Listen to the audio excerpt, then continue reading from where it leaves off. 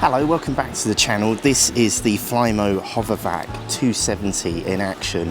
Yes, it's time to do the garden, it's time to do the lawn, but which Flymo lawnmower do you go for on Amazon? Do you get the bigger Flymo Simply Glide 300 or 330? Or this Flymo Hovervac 270 from Amazon? This is future me with the Hovervac in action in our garden.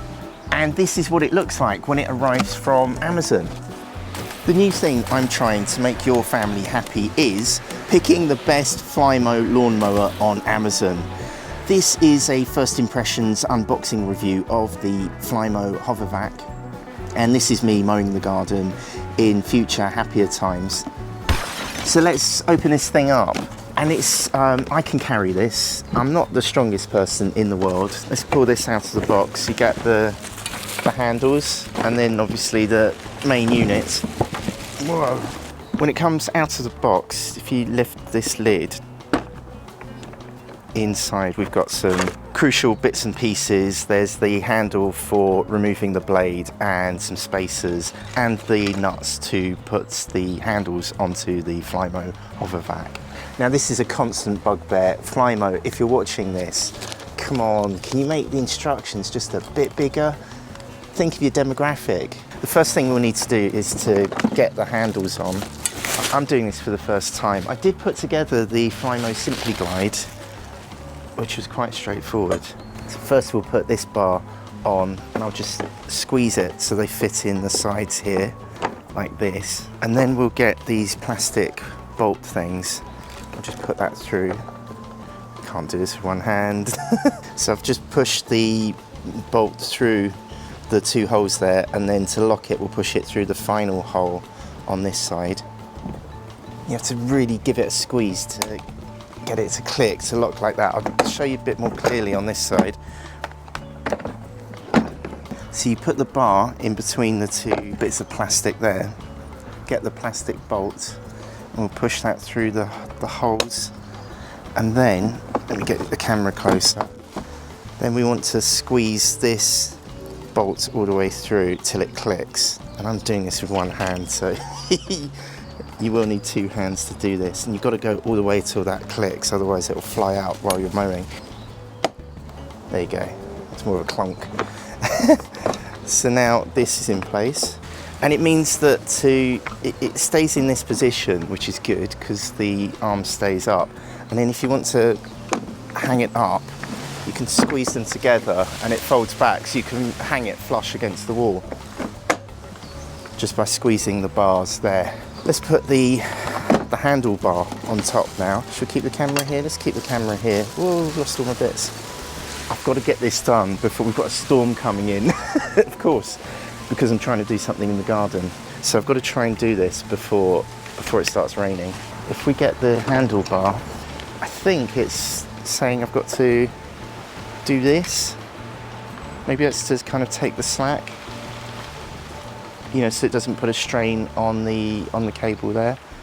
We've got the side nuts and bolts here, so I'll unscrew this. When we put the handle up, we want the button to be on the top side, so it's this way up, and then you hold the bar onto the side like this, and then feed the nuts through, and it goes inside out. So if you can see, there's like a square end to the bolt there to stop it spinning around. And it says that the washer should go on the orange bolt side, the orange sort of turning handle thing. So I'm going to feed the bolt through on the inside so that it locks there, and then we can put the handle on and feed the bolts through, and then the washer, and then the orange turny thing. Hope I'm not getting too technical for you. So I won't put it on super tight because we've got to do the other side.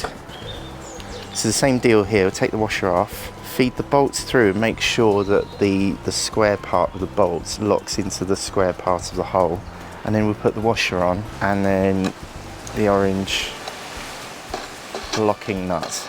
There we go, so we can tighten both sides now. I've had these things fly off and then get lost in my long lawn. Almost as karma for not mowing the lawn enough. So I'm gonna do these quite tight because I don't want it flying off. And you get a very generous cable. I believe it's 10 meters on the Hovervac 270. Oh, by the way, the 270 refers to the blade, the size of the blade in millimeters. So this is, whoa, this is 27 centimeters. I went for 2 centimeters bigger than the Hovervac 250, just to get me a little bit extra cutting width. And this is the tool for removing the blade, and you can use this to fit these spacers so that you can adjust the cutting length. So if you want shorter grass, if you put these on, it will lower the blade closer to the ground. I just wanted to get the mower out before it rains. Casper's an advance party getting the lawn ready for me. I wonder if he's left me any presents on there. Casper, no! No digging.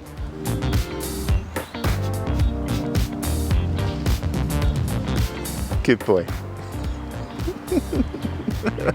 All we have left to do now is to fit the cable holder, and this is to hold the cable that runs from the start-stop button down to the motor. You clip this to the handle or the arm, and then you can just clip the cable on. That keeps it nice and tidy. I've always thought with the distinctive orange and the really nice design, oh look, where I've mashed it on the table, it's like the Apple, isn't it? It's like the Mac of lawnmowers. You have to take it as it comes. I thought the extra 2 centimeters on the blade would help. This is over 1 kilogram heavier than the Flymo Hovervac 250 though, so those extra 2 centimeters on the blade has put the weight up to 8.2 kilograms, and it's really easy to carry with one hand for me. It's much lighter than the Flymo SimplyGlide 300 or SimplyGlide 330. It has a 1400 watt motor, a 27 centimeter cutting width, and the cutting height is adjustable, so out of the box it's about 3 centimeters and it goes down to 11 millimeters cutting height if you use the 3 spacers which are provided. The grass box stores 15 litres. I remember on previous Hovervacs I've just took this off. It got really annoying having to empty it, but it does store 15 litres of grass cuttings.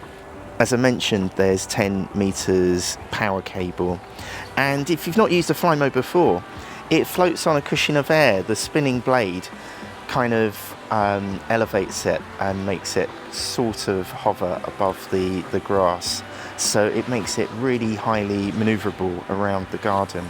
Let me read you some of the features from the box while we're seeing me actually do some lawn mowing. The Flymo Hovervac 270 is a lightweight, grass-collecting, electric hover lawnmower. It's small and agile with a metal blade, perfect for small lawns. This was a concern of mine because the previous Hovervac I had 2 plastic blades that you could clip on, and it meant that if you hit a stone they'd fly off and you just clip them back on. I was worried, especially with the kids, having a metal blade. I had to use that with the SimplyGlide over there. It's my dead Flymo SimplyGlide. The metal blade is good because it really does get through the long grass. So I feel good about having that now. There's a nice wheel at the back to help you move it around. Let me show you the cutting box. Wow, it's really windy. I think this storm is coming in. There's the grass box. And when it's full of grass, you just lift it up. There's like a lip that clips on there, and you can just go and empty it. And then to put it back, you just put the clips in here so that it lies flush again, and then you can close the lid. Let's take it on its maiden voyage and I'll show you how it works. So I've got it plugged in, and then you press the middle button, and you have to do that while you're gripping the handle here. So here we go for the very first Hovervac maiden voyage. Press the button and here we go.